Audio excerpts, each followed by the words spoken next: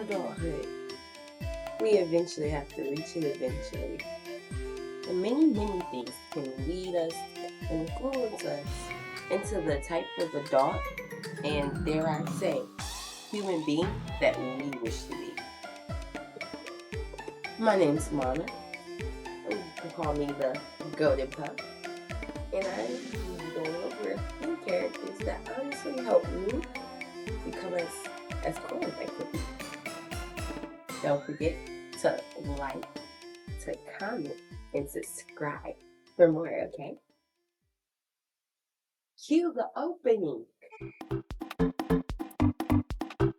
The first character I'm going to start with is Yuko Ichihara from XXX Holic. I do not know the actual way to kind of say the name, and I could probably look it up real fast on the internet, but I really wanted to get this out of my head. The qualities that I really liked about Yuko was the fact that she was mysterious. Maybe I always wanted to exert that type of vibe myself, but she always was one that really dealt with fair and equalness. And that's something I take with me a lot in my life. I like to make sure that I don't take any more than what I'm supposed to, and that I give someone just enough. But then I do like to add bonus. I don't really consider giving extra as a waste. I feel like it eventually always goes to supply someone else. Shoot, if I can't use it, someone else can. That's always been my philosophy. Now that I'm thinking of grown animated characters, a child one that I think that really touched me.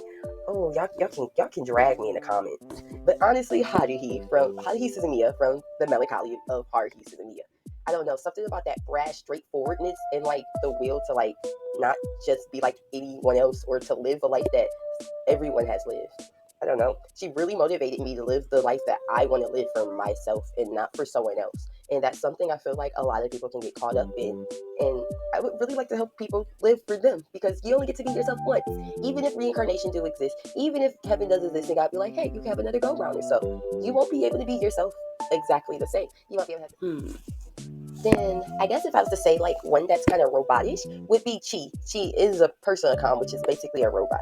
I really liked how she was free to feel her emotions, and I feel like a lot of the time I'm usually caught up in making sure that I tiptoe someone else, that I sometimes neglect my own self and emotions, and that can be very detrimental to one's health. So great character, 10 out of 10. And then the character that inspired me to love for fact was, oh gosh, I'm gonna have to, we're gonna go look this up. She's from Your Lie in April. Shigatsu no Usoni. Her name is so long. Kaori Miyazano. Yes, you could say technically she didn't really love, because she didn't pursue the relationship. She pursued friendship, but friendship is a form of love, and you have to have a friendship first before you start a lifetime relationship. In my opinion, every situation starts with friendship. Kylie really inspired me to love. Seeing how even though she had a terminal illness, she still was able to speak up from being shy. Even if she created a whole different personality to do so. You gotta do what you gotta do. Shoot. I don't know. Sometimes you just have to change things about yourself to get the change that you want, though. It's called evolution, not discarding yourself. And if I can think of one more, because honestly, there's probably a buttload that really inspired me. I know Amy Headstrong is top tier. Rouge.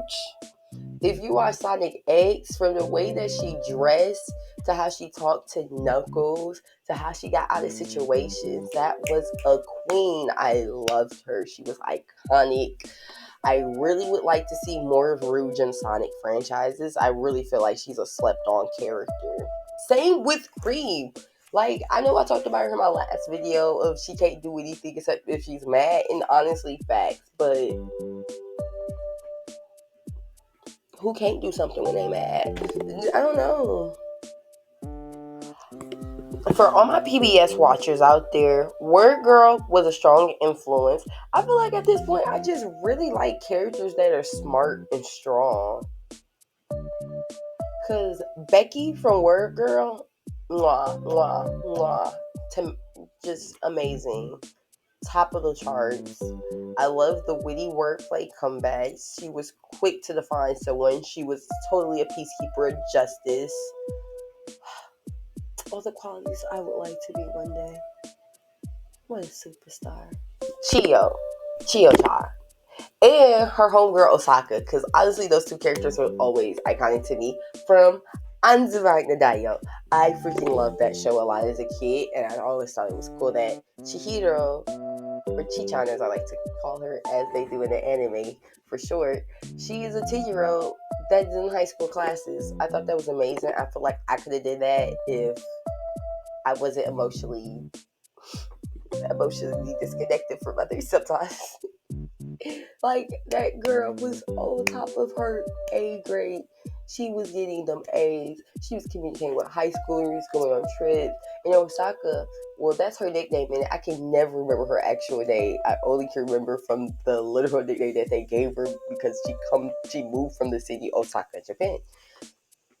She had moved from Osaka to, like, the school that they go to the city that they're in. I don't know, I never really thought what they were. But all I know is that Osaka be dazed out and be chilling, but she be catching a vibe. And girl say she be napping because she be like, and her dreams be crazy. And girl, same.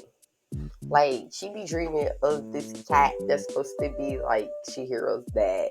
That's why, like, I kind of always couple them together, because whenever I think of Osaka in her dream, I always think of the cat floating, be like, "Hello there, good morning." It's freaking hilarious. I love the show. I love those two characters dearly. If you ever just be like, get it together, get it together, get it together. That's where I got it from. I got it from Osaka. Because every time she would get distracted, she would try to tell herself to get it together so she could pay attention. And then she wouldn't pay attention because she's too busy to tell herself to get it together. That'd be me. That'd be me in real life. That'd be me.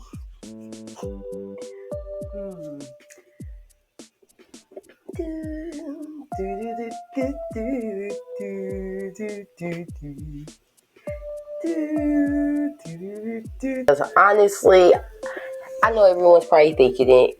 Who is my favorite Sailor Scout? It's Venus. It's Venus. I'm sorry.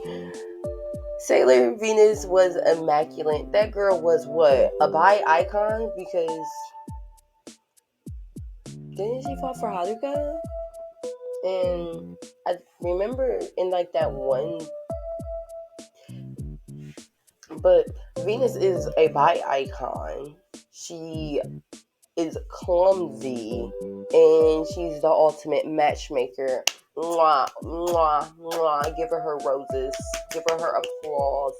That queen is on top. That is my favorite Sailor Scout. If I can be any of the Sailor Scouts, it's Venus. Sorry. Whew. Sailor Moon. She'd be like, in the name of the moon, I will punish you. Hello.